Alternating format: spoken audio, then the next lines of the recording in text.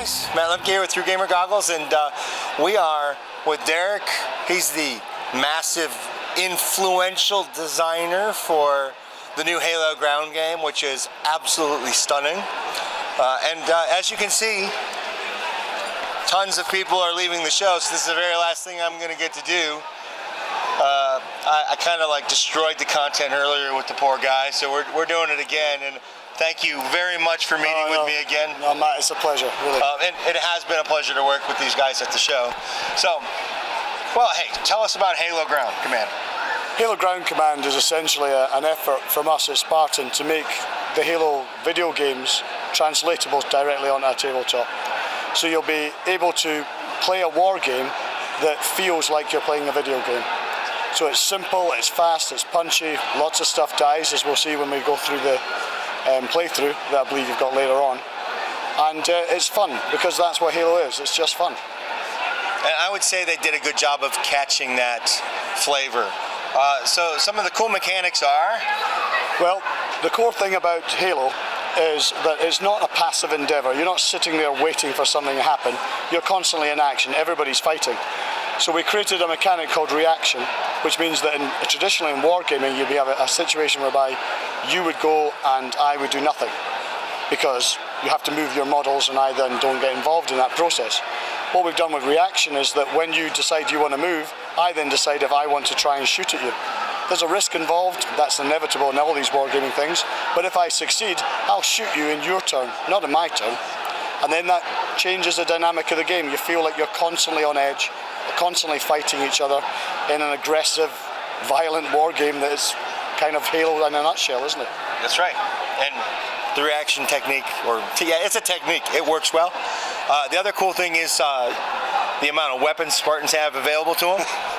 Yeah, well, I mean, everybody loves the Spartan, right? So you've got to have a Spartan that can have his famous assault rifle, and then every so often you'll find an ammo drop on the table, you kick the box open and there you go, you've got the weapon you always wanted for Christmas. The Spartan laser, oh look, there's a lot of hunters, if there's a lot of ghosts, I need a Spartan laser. If I've got a lot of banshees on the table, you knock that box open, you'll get yourself a missile launcher, a rocket launcher, you'll be delighted because you'll be able to shoot them out of the sky too. So we try to encapsulate all the things that you would expect to see in a video game in the war game itself. I'm trying to think what else we need to talk about here. Okay, they got big models, okay? There's some pretty big stuff in there, yeah. Yeah, and the game's scalable, but you don't need to buy a new model every time because they got this really cool thing called a shadow template. Yeah. Right, well the shadow template, it's a funny one. I know there's lots of companies out there that would happily take $100 or so off you. Okay, he's bringing on a prop now, that's fantastic. Look at this, how pro we are. This is awesome. This is actual size, people. Yeah, so. Okay, wait, let's put this in perspective. My arm is roughly 20-some inches. Yeah, I know, right?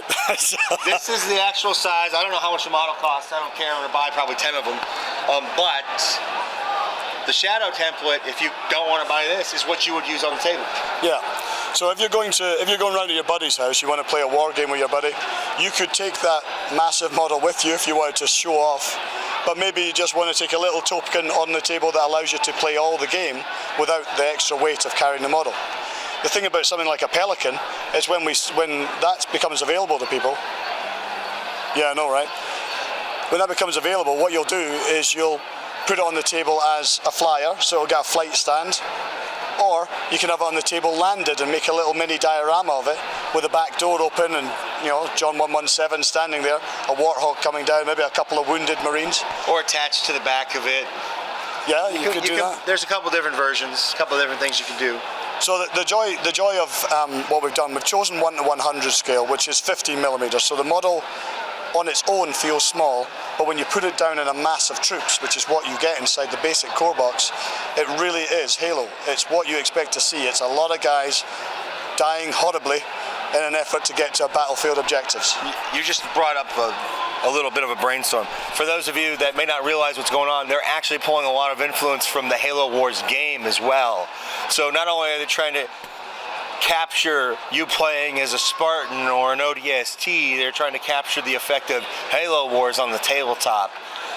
And that scalability is, I think, what really makes it work. It's interesting, isn't it? Because Microsoft in 343 and the Halo franchise has been really focused on the first-person shooter sort of style. But Halo Wars has been out for a really long time and it's still played. Even now, people are playing it. Halo Wars 2 is on the horizon, and Microsoft and 343 are sitting there thinking, wow, this ground command, it's exactly like our game. Now, obviously I've had a little bit of advanced access to some of the bits and pieces on Halo Wars 2, and I've got to say, it's a little bit of a lucky coincidence that this stuff seems to fit in.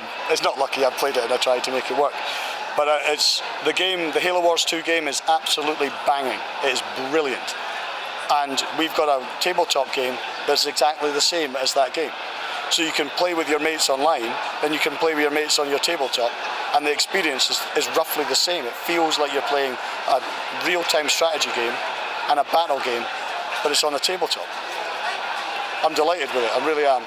And we're looking at these people streaming out of Gen Con. I mean, we haven't had a single person say boo to us all weekend. You sell out, right? As good as. I think we had about 3 left, but that was because the guys at War Store were keeping it for themselves. So what are you going to do? You work the show, you get your kickback, right? You get your kickback. Otherwise, it's not worth working it. It really isn't. What else you want to add?